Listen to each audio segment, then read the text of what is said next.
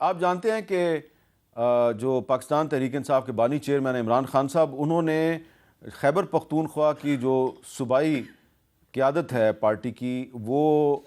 جنید اکبر صاحب کے حوالے کر دیا، اور اس کے بعد 8 فروری کو سوابی میں ایک جلسے کا اعلان بھی کر دیا گیا ہے۔ تو اور نواز بپی صاحب، میں آپ سے پوچھنا چاہتا ہوں کہ کوئی پارٹی نے فیصلہ کیا ہے کہ جو 8 فروری کو یوم سیاہ منایا جائے گا، وہ اس کا کیا طریقہ کار ہوگا؟ کیا صرف ایک ہی جلسہ ہوگا سوابی میں، اور اگر جلسہ ہوگا سوابی میں تو کیا اس کے بعد اسلام آباد کی طرف لانگ مارچ بھی ہوگا؟ میر صاحب، اس میں تو کوئی دوسری رائے نہیں ہے کہ 8 فروری 2024 کو جو کچھ پاکستان میں ہوا، شاید دنیا کی تاریخ میں اس سے بڑا ڈاکہ شاید جمہوریت پہ کہیں نہیں ڈالا گیا۔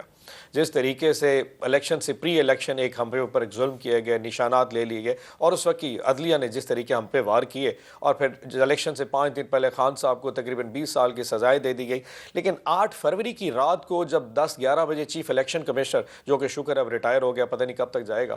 یہ رات کو 10 بجے غائب ہوتے ہیں، اور رات کو 1:30-2 بجے کہیں سے چکر لگا کے آتے ہیں، اور اس کے بعد اگلے 2 دن کے اندر جس طریقے سے 10,000 ووٹوں کو 1,10,000 کیا جاتا ہے، اور 1,10,000 کو 11,000 کیا جاتا ہے، اس طرح کی شاید مثال ڈھونڈنا بہت مشکل ہوگا۔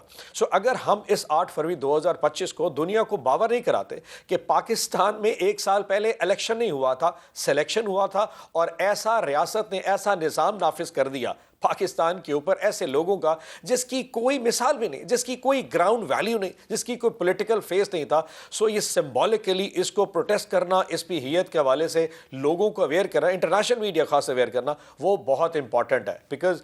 یہ اس وقت جو فیس بنا رہے ہیں کہ جی پاکستان میں جمہوری، پاکستان جمہوری تو ہے ہی نہیں، پاکستان میں ایک نظام نافذ کیا گیا ہے جس پہ ایسے لوگ بٹھا دیے۔ ہم سوابی میں جلسہ بھی کریں گے، جو کہ اوبیسلی KPK کے دوستوں نے کرنا ہے۔ جو ہم پنجاب کے لوگ ہیں، وہ پارٹی نے فیصلہ کیا ہے، ہم اپنے اپنے جگہوں پہ اپنے شہروں میں احتجاج کریں گے، اور اس کے بعد جس وقت پارٹی سمجھے گی، اگر مذاکرات کا عمل تو شاید ویسے تعطل کا شکار ہو گیا، جس وقت پارٹی سمجھے گی، ہم پروٹیسٹ کو پھر اس اگلے عمل تک لے کے جائیں گے۔ لیکن وہ ڈی چوک ہے یا اسلام آباد ہے، وہ میں کوئی اس طرح کی کوئی چیز آپ کوئی پریڈکٹ نہیں کر رہا، بٹ یقیناً جب مذاکرات نہیں ہوں گے تو احتجاج ہمارا رائٹ ہے، ہم احتجاج ہی کر سکتے ہیں۔ ہم ایک پارٹی، ایک گراؤنڈ کی پارٹی ہے، تو ہمارے پاس یہ رائٹ ہے، وہ کوئی نہیں لے کے جا سکتا۔ لیکن 8 فروری ایک بہت بڑا دن ہے، اور پوری Pakistan Tehreek Insaf across the board ایک بہت بڑا پروٹیسٹ کرے گی، تاکہ دنیا کو باور کرائیں آخر کن لوگوں کے ساتھ ہمارا پالا پڑا ہوا ہے۔ جی اچھا، سینیٹر مصدق ملک صاحب، اب اور نواز بپی صاحب کہہ رہے ہیں جی 8 فروری کو پاکستان میں بہت دھاندلی ہوئی ہے، کیا یہ جو نیا پیکا امینڈمنٹ ایکٹ ہے، اس کے تحت فیک نیوز پھیلانے کے الزام میں ان کے خلاف کارروائی ہو سکتی ہے؟ دیکھیں، میں یہ سمجھتا ہوں کہ اگر آپ تاریخی طور پہ دیکھیں، میں کوشش یہ کر رہا ہوں کہ ان کے خلاف ہو تو میرے خلاف بھی ہو جائے، تو میں یہ کہوں گا کہ 2018 کا آپ الیکشن دیکھ لیں، اور اس کے اندر جو RTS کا رول تھا اسے دیکھ لیں۔ اب آپ یہ کہیں، جیسا کہ پہلے انہوں نے کہا کہ ہماری خواتین اور آپ کی خواتین یہ کوئی برابر تھوڑی ہیں، خواتین تو صرف ہماری ہیں، آپ کی کیا خواتین ہیں، اور آپ کہہ رہے ہیں خواتین کے خلاف یہ کارروائی ہو رہی ہے، ایسی کوئی بات نہیں۔ بالکل اسی طرح کہہ رہے ہیں کہ 2018 میں RTS بیٹھ جانا، یا اس سے پہلے وہ جنرل پاشا صاحب کا وہ کوئی الیکشن سے پہلے کوئی تشکیل دینا کچھ جماعتوں کو وغیرہ وغیرہ، وہ کوئی تھوڑی ریگنگ ہے۔ ریگنگ تو وہ ہے جو PMLN نے کی ہے، ہماری کون سی ریگنگ ہے؟ ہم تو 2018 کے الیکشن جیت کر آئے، یعنی یہ سلیکٹڈ کا نام تو عمران خان صاحب کو دیا گیا تھا، آپ کو یاد ہے، اور بڑی دیر گردش کرتا رہا اس الیکشن سے پہلے، لیکن وہ نام تھوڑی نام ہے، نام تو صرف وہ ہے جو بپی صاحب لیں گے۔ میرے دوست ہیں، میں اس وجہ سے ان کا نام لے رہا ہوں، ورنہ میرا مقصد پارٹی نہیں، لیکن آپ فیک نیوز پھیلانے کے الزام میں کارروائی کریں گے؟ مجھے بھی تو اب پکڑ سکتے ہیں نا آپ، یہ RTS والی بات کرنے کے الزام، وہ تو پرانی ہے نا۔ جی میں نے اسی لیے برابر کر دی ہے، تاکہ اگر میرا بھائی پکڑا جائے تو میں بھی پکڑا جاؤں۔ ٹھیک، میں بات یہ کرنا، I appreciate your spirit۔ جی ویری کائنڈ سے، لیکن میں کہنا یہ چاہ رہا ہوں کہ دیکھیں، بات یہ ہے کہ پاکستان کی تاریخ میں کوئی بھی الیکشن غیر متنازع نہیں ہوتا۔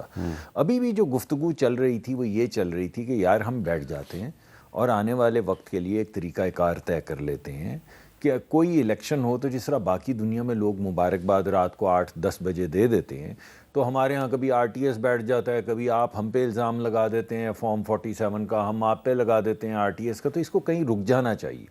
اور یہ روکنے کا طریقہ کار صرف ہم ہی لوگ طے کر سکتے ہیں۔ آپ بھی کر سکتے تھے، آپ کو دعوت دی تھی کہ آکے حکومت بنا لیں، اگر اس وقت آپ حکومت بنا لیتے، پیپلز پارٹی آپ کو سپورٹ کر رہی تھی، تو یہ لیڈرشپ آپ کے پاس ہوتی، اور آپ ہمیں کہتے کہ آئیے بیٹھ جائیے. اور ہم تو خود آپ کو کہہ رہے تھے کہ آپ حکومت بنا لیں. آپ کو شک ہے الیکشن پہ, ہمارے بھی, آپ جاوید لطیف صاحب کے ساتھ آپ نے کئی پروگرام کیے ہیں,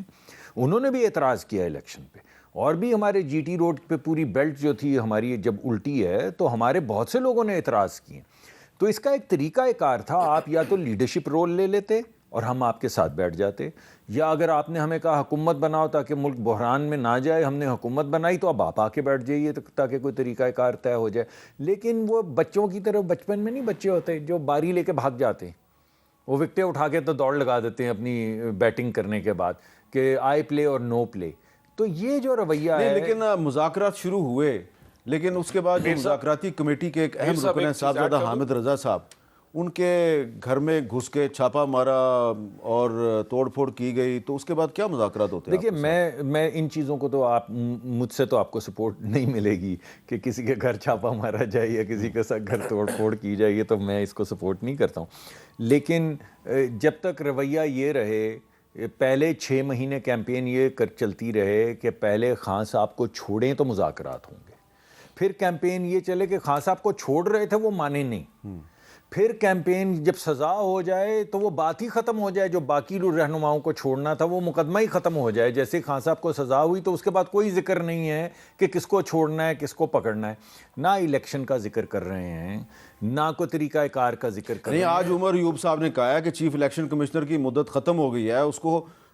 فارغ کریں, اس کی جگہ کوئی اور بندہ لے کے آئیں, کیوں نہیں لا رہے؟ نہیں, یہ بات تو آپ کی ٹھیک ہے, اس پہ بات ہو سکتی ہے, بات ہونی بھی چاہیے. نہیں, جب اس کی مدت ہی ختم ہو گئی ہے تو میں آپ سے کوئی اختلاف تھوڑی کر رہا ہوں, ٹھیک ہے, لیکن میں یہ کہہ رہا ہوں کہ وہ مذاکرات جن میں ہر چیز پہ بات ہونی تھی, وہ جب تک خان صاحب سے بات شروع ہوتی ہے خان صاحب پہ ختم ہو جاتی ہے. کبھی کہتے ہیں خان کو چھوڑ دو, وہ آپ نے وہ کیمپین دیکھی تھی نا کہ خان نہیں تو پاکستان نہیں, اور پھر آپ نے وہ بھی دیکھا تھا جو انہوں نے جا کے وہ ڈیوڈ فینٹن کو ہائر کر لیا تھا ملینز آف ڈالرز دے کے پاکستان کے خلاف کیمپین کرنے کو امریکہ میں. یہ وہ شخص ہے جو پاکستان کے ایٹمی پروگرام کے خلاف 30 سال سے تحریک چلا رہا ہے, یہ ان کا کنسلٹنٹ ہے, ان کا لابسٹ ہے وہاں پر. اور محسن نقوی آپ کا وزیر داخلہ ہے. جی, تو وہ کوئی, اور گارڈین نے کیا لکھا ان کے بارے میں؟ میں نے نہیں پڑھا. انہوں نے ایک اینٹی چائنا گروپ کے ساتھ میٹنگ کی, انہوں نے اس کی تردید کی ہے. جی, لیکن گارڈین نے خبر ایسی تو نہیں چھاپ دی. نہیں, میں یہ کہہ رہا ہوں کہ آپ اگر کسی جگہ پہ گئے ہیں اور وہاں پہ کوئی بینٹ ایسا ہے, انہوں نے تو تردید کر دی ہے, تو یہ بھی کوئی لابسٹ ہائر کرنے کے مترادف تو نہیں جو پاکستان کے خلاف کام کر رہا ہو. اور یہ جو خط لکھا ہے, نہیں چلیے 1 منٹ ٹھہر جائیے, اب بات کری چل ہی گئی ہے, تو جو ریزولوشن انہوں نے پاس کروائی وہاں پہ کانگریس میں, وہ حکومت کے خلاف تھی, وہ تو پاکستان کے خلاف تھی. جو خط لکھوائے انہوں نے امریکہ میں ملینز آف ڈالرز خرچ کے, وہ تو پاکستان کے خلاف تھے. یہ جو آئی ایم ایف کے خلاف کا جب معاہدہ ہو رہا تھا تو انہوں نے اپنے وزراء جو تھے معیشت کے, ان کو کہا کہ خط لکھ ڈالو تاکہ پاکستان بینکرپٹ ہو جائے. یہ تو پاکستان کے خلاف. اچھا, ایک بریک لینی ہے.